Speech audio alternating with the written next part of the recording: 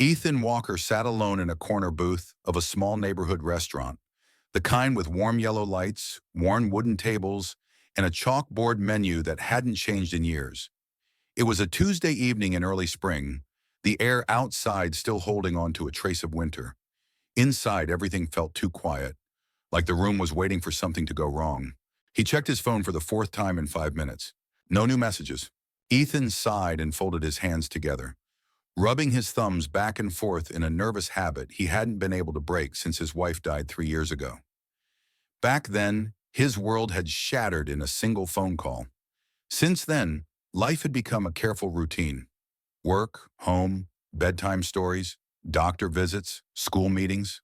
Safe, predictable, lonely. This date wasn't his idea. His sister had insisted. "Just one dinner," she'd said. "You're not betraying anyone by living again."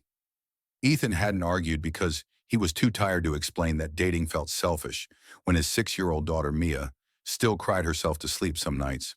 Mia. The thought of her tightened his chest. He pictured her exactly as she'd looked that morning. Hoodie pulled up, long hair falling over the right side of her face, hiding the burn scars she thought made her unlovable. Scars that had changed everything. Scars that had taught Ethan how cruel the world could be.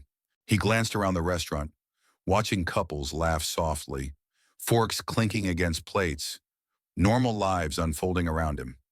He felt out of place, like a man who had wandered into the wrong movie halfway through. Ethan considered leaving. He could text an excuse, a fake work emergency, a headache, anything. No one would blame him. No one expected anything from him anymore. Then the door opened. A woman stepped inside, hesitating just long enough to be noticed. She wore a long-sleeve sweater despite the mild weather, her posture tense, her eyes scanning the room like she was bracing for impact. There was something fragile but determined about the way she stood, like someone who had been hurt before and came anyway. Their eyes met. She stopped. Ethan's heart skipped, not from attraction, but from recognition. He didn't know her yet, but he knew that look. It was the look of someone who expected to be rejected. And for reasons he couldn't explain, Ethan stayed seated. For a moment, Ethan wasn't sure if she would turn around and walk right back out the door. The woman hesitated just inside the entrance, her shoulders slightly hunched, fingers curling into the sleeves of her sweater like she was holding herself together. The restaurant felt louder now, laughter, plates clinking, someone calling for the check. But around her, everything seemed to slow down. She took a breath, then another, and finally she walked toward him. Ethan stood up instinctively. His father had raised him that way. Stand when someone approaches, meet their eyes, show respect. Up close, she looked even more nervous. Her smile was polite but strained, like it had been practiced in a mirror and worn too many times. "Hi, Ethan?" she asked softly. "That's me," he said, offering his hand. "You must be Rachel." Her handshake was brief and shaky. When she pulled her hand back, the sleeve of her sweater slid up just enough for Ethan to notice something that made his stomach drop. Scars. Not fresh. Not hidden well enough to disappear. The kind of textured, uneven scars that told a story without words. Ethan's eyes flicked away quickly, but not quickly enough. Rachel saw it. Her posture stiffened. The fragile smile vanished. She sat down across from him like someone bracing for bad news, her gaze dropping to the table as if the wood grains suddenly mattered more than anything else. She picked up the menu, then set it back down without looking at it. Her hands were trembling now. "Before we order, I need to say something." Ethan nodded, his chest tightening. He recognized that tone too. The careful, defensive honesty of someone who had learned it was safer to explain themselves before being judged. Rachel pulled her sleeve higher, exposing more of her arm. "I don't want to waste your time," she said quietly. "This is usually the part where things get uncomfortable." Ethan didn't interrupt. He didn't look away either. He just listened. Rachel took another slow breath, like she was steadying herself before stepping into cold water. 8 years ago," she began, her voice quiet but deliberate, "there was a house fire." Ethan stayed still, his hands folded on the table, his eyes locked on hers. Not staring, not retreating, just present. "My parents were inside," she continued. "They didn't make it." The words landed heavy between them. Rachel swallowed, her jaw tightening as if she'd said this sentence so many times it had lost the power to surprise her, only to hurt. She pushed her sleeve all the way up to her elbow. The scars were no longer accidental glimpses now. They were undeniable, thick, uneven, stretching across her forearm and disappearing beneath the fabric. They cover my shoulder, my arm, part of my neck and back, she said.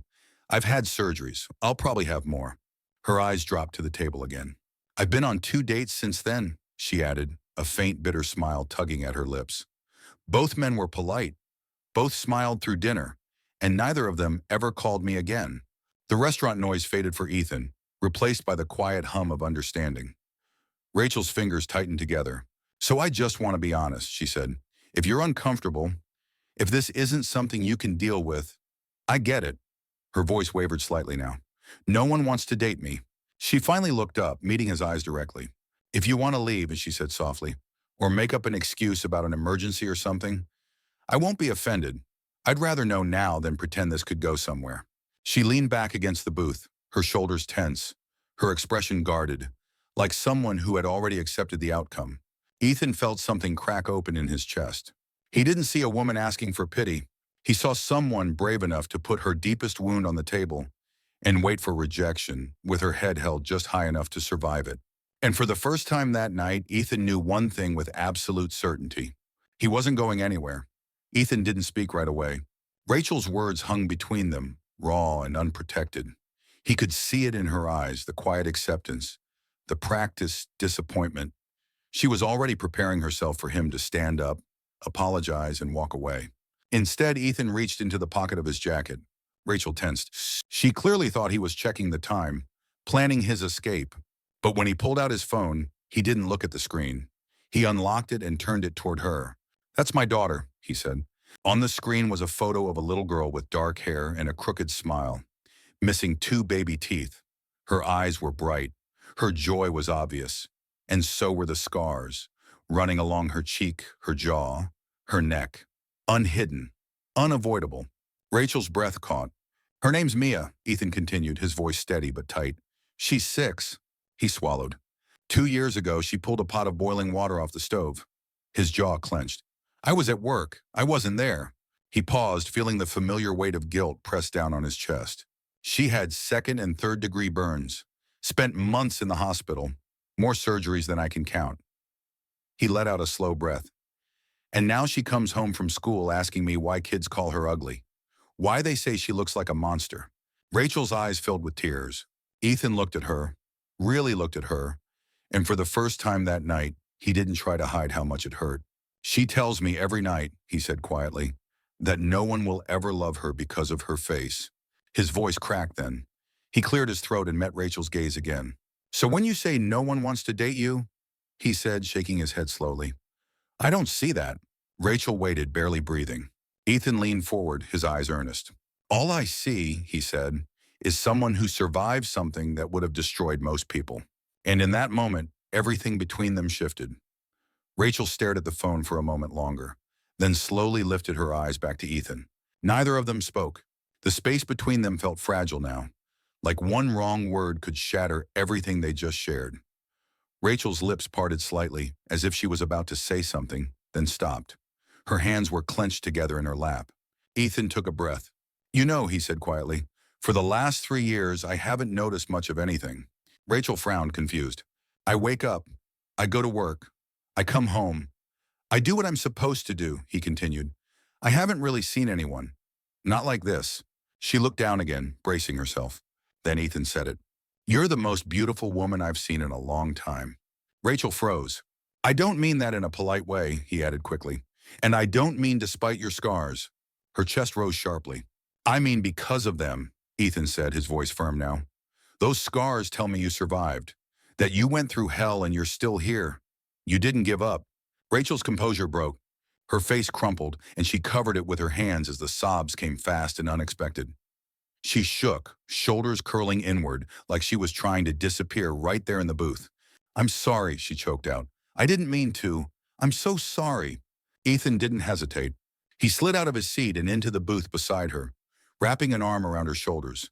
His touch was gentle, grounding, not rushed, not awkward. Don't apologize, he said softly. You trusted me with something real. I think that earns you the right to fall apart for a minute. Rachel cried into her hands, mascara smearing, years of rejection pouring out in silent waves. Ethan stayed exactly where he was. For the first time in 8 years, someone wasn't trying to fix her. He was just seeing her. And that changed everything. They stayed in the booth for a while after Rachel stopped crying. The restaurant had thinned out. The dinner rush was long gone, replaced by quiet conversations and the soft scrape of chairs being stacked near the bar. Someone refilled their water glasses without asking. Neither of them had touched the menu.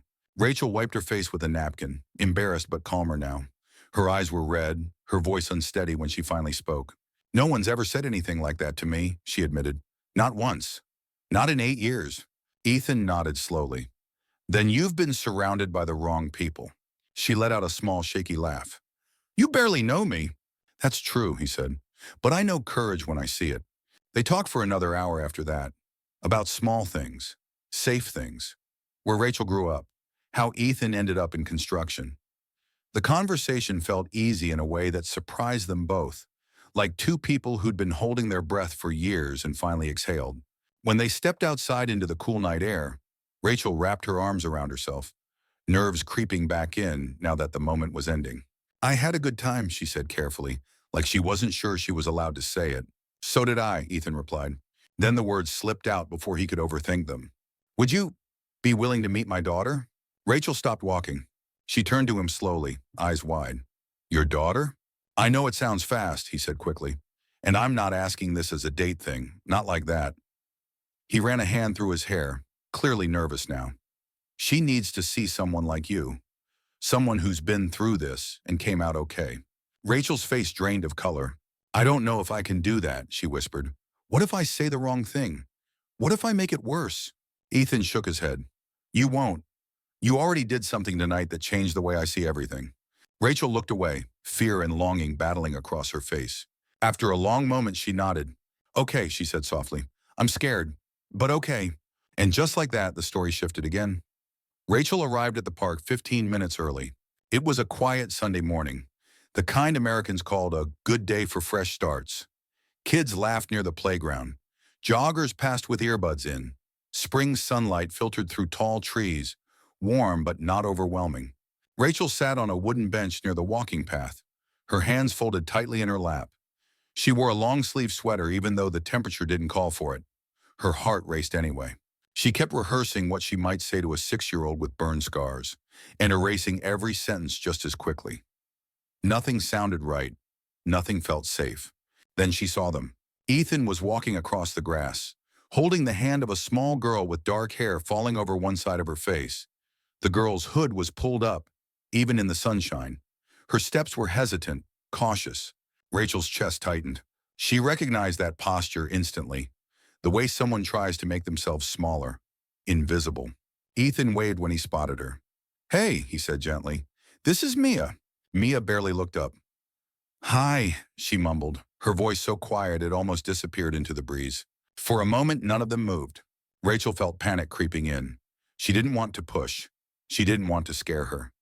So instead of standing over her or reaching out, Rachel knelt down, bringing herself to Mia's eye level. "Your dad told me you like to draw," Rachel said softly. "Is that true?" Mia shrugged, a tiny nod. "I'm really bad at it," Rachel added with a small smile. "Like stick figure bad. Do you think you could teach me?" Mia peeked up through her hair, surprised. "Really?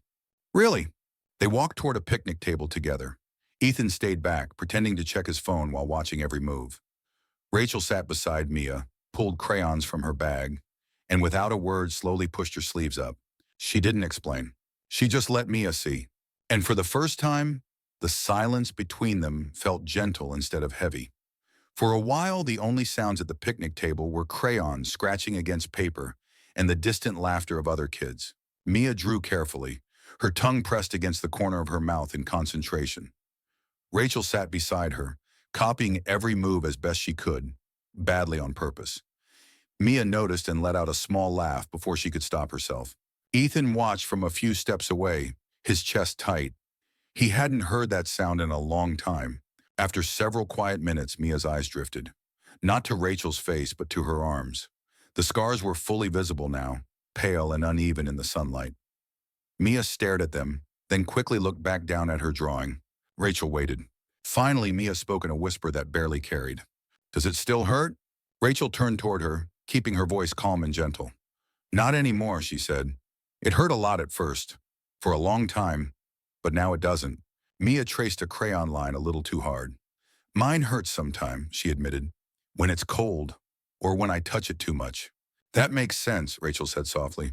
Your body is still healing. It's doing really important work. Mia was quiet again, then her shoulders slumped. Kids at school say I'm ugly, she said. They say I look like a monster. Rachel felt her throat tighten. She reached up and slowly pulled her hair back, exposing the scars along her neck. They used to say that about me too, she said. Some still think it. But I learned something. Mia looked up, curious despite herself. Scars mean we survived something really hard, Rachel continued. Something that could have taken us, but didn't. That makes us warriors. Mia hesitated, then pushed her hair back from her face for the first time that morning. Her scars caught the light. I'm a warrior, she asked. Rachel smiled through tears. The strongest one I know. Without warning, Mia leaned forward and wrapped her arms around Rachel's neck. And 10 feet away, Ethan turned his back, pretending to read a text, because he was crying too hard to watch. After that morning at the park, something quietly changed. Rachel started coming every Sunday. Sometimes they drew. Sometimes they walked. Sometimes they just sat on a blanket while Mia talked about school, her favorite cartoons, or the kids who still stared, but didn't scare her quite as much anymore. Little by little, Mia began wearing her hair back. Little by little, she laughed more. And little by little, Ethan started to hope. That scared him. He and Rachel took things slowly, careful not to rush, careful not to name what was growing between them. When they talked, it was easy. When they were quiet, it wasn't awkward. It felt natural, too natural. Rachel noticed the way Ethan watched Mia when she wasn't looking, like he was afraid the moment might disappear if he blinked. She also noticed when his smile faded after phone calls with his family, or when he went quiet late at night. One afternoon, while Mia was busy coloring at the kitchen table, Ethan's sister stopped by. She smiled at Rachel, polite but distant. Later, when Rachel stepped outside to take a call, Ethan's sister lowered her voice. She seems nice, she said carefully. But are you sure this is a good idea? Ethan frowned. What do you mean? I just worry about Mia, she continued. She's already been through so much. What if this doesn't work out? Another loss could really hurt her. The words hit harder than Ethan expected. That night he grew quiet, pulled back without meaning to. Rachel felt it immediately. She told herself it was fine, that this was always how it ended. She started guarding her heart again, preparing for the moment Ethan would decide this was all too much. Both of them were afraid, for different reasons. Ethan was afraid of losing something precious. Rachel was afraid of never truly being chosen. And neither of them realized yet that the real test wasn't behind them. It was coming. The call came at 2:14 a.m. Ethan woke to the sound of Mia screaming. He bolted upright, heart racing, and rushed into her room. She was burning up, her small body trembling, her cheeks flushed. When he touched the scar tissue along her neck, his stomach dropped. It was hot, swollen, angry red. Panic took over. This wasn't just a fever. It looked too familiar. Too much like the night 2 years ago when everything went wrong. His hands shook as he grabbed his phone. He didn't think. He just called Rachel. She answered on the second ring. I'm coming, she said, before he could even explain. 15 minutes later, Rachel was at the door in sweatpants and a hoodie, her hair still damp from sleep. She moved with calm, practiced focus, kneeling beside Mia's bed, checking her temperature, examining the scar tissue with gentle precision. It's an infection, Rachel said quietly. It happens sometimes with scar tissue. We caught it early. Ethan's knees nearly gave out. Do we need the ER? Not yet, she replied. I have antibiotics in my car. I'll stay. And she did. Rachel sat by Mia's bed all night. Cooling cloths, medicine, soft reassurances whispered in the dark. Mia slept with her hand wrapped around Rachel's finger, trusting without question. At dawn, Ethan stood in the doorway, watching them. Rachel sat slumped in a chair, exhausted, eyes half closed. Mia slept peacefully beside her. In that moment, the fear, the doubts, the voices in his head fell silent. This wasn't a woman passing through their lives. This was someone who showed up when it mattered most. And Ethan knew with painful clarity that he had already found his family. Mia recovered quickly. By the third day, her fever was gone. her energy creeping back in small, familiar ways, asking for cereal instead of toast, humming softly while coloring at the kitchen table. The house felt lighter, like it could finally breathe again. That afternoon, Ethan was making dinner when Mia spoke without looking up. "Daddy?" "Yeah, kiddo?" She pressed her crayon down, thinking, "Can Rachel be my mom?" The spoon slipped from Ethan's hand and clattered onto the floor. He turned slowly. "What did you say, sweetheart?" Mia looked up then, her eyes serious, braver than he remembered them being. "She makes you smile," she said simply, "like you used to in the pictures with Mom. And she understands my scars. She doesn't think I'm scary." Ethan's chest tightened. "Can she stay with us?" Mia asked. "And forever?" That night, after Mia was asleep, Ethan sat across from Rachel at the kitchen table. The house was quiet, heavy with truth. He took a breath. "Mia asked if you could be her mom." Rachel froze. Fear flashed across her face. Quick, practiced. "If this is too much," she started. "No," Ethan said gently. "It's the opposite." He reached for her hands. "I'm scared," he admitted. "I lost my wife. I've been protecting what little we rebuilt. But what you did the other night, you didn't hesitate. You showed up." Rachel's eyes filled. "I keep waiting for you to realize you could do better." Ethan shook his head. "There is no better." He swallowed. "I'm not asking you to marry me. Not yet. I'm asking if you'll choose us. If you'll be part of this family." Rachel cried openly now, the kind of tears that come when hope finally wins. "Yes," she whispered, "I want that." And with that answer, the future stopped being a fear and became a promise. Rachel moved in at the end of summer, not with furniture or big plans, just 2 suitcases and a quiet determination not to mess this up. Mia helped unpack every single item like it was Christmas morning, deciding where Rachel's books belonged, declaring which mug was now Mom's mug, and insisting Rachel's shampoo made the whole house smell better. They didn't call it perfect. They called it real. There were mornings when Rachel braided Mia's hair before school, never once suggesting she hide her face. There were evenings when Ethan cooked while Rachel helped with homework, their shoulders brushing in small familiar ways. Slowly, the house stopped feeling like a place recovering from loss and started feeling like a home. At the hospital, Rachel started something new. A small support group at first, then a program. She called it the Warrior Circle, pairing kids with burn injuries with adult survivors who had built full lives. Mia became the youngest participant, sitting beside a little girl fresh out of surgery, lifting her own chin and saying, "See, I have scars too. We're warriors." Ethan cried in the hallway the first time he saw that. Months later, on a quiet Sunday afternoon, Rachel walked into the pediatric unit expecting a normal volunteer shift. Instead, she found the room glowing with string lights. Kids she'd mentored stood holding handmade signs. At the end of the line was Mia, holding one that read, "Will you be my real mom?" Rachel didn't even turn around before she started crying. Ethan was already on one knee. He didn't talk about fate or destiny. He talked about choice, about showing up, about scars that didn't break them, but brought them together. Rachel said yes through tears and laughter, and the room erupted. They married the next summer in a small outdoor ceremony. Rachel wore a sleeveless dress, her scars fully visible. Mia wore a dress she picked herself, also sleeveless. When people stared, they stood taller. Years later, when a new girl joined the Warrior Circle, hood pulled low, whispering that no one would ever love her, Rachel knelt beside her and said, "I believed that once too. I was wrong." She pointed across the room, to a man watching with quiet pride, and a little girl smiling without hiding. And the girl looked up and saw hope. "So here's the question for you. What part of yourself have you been hiding because you thought it made you unlovable?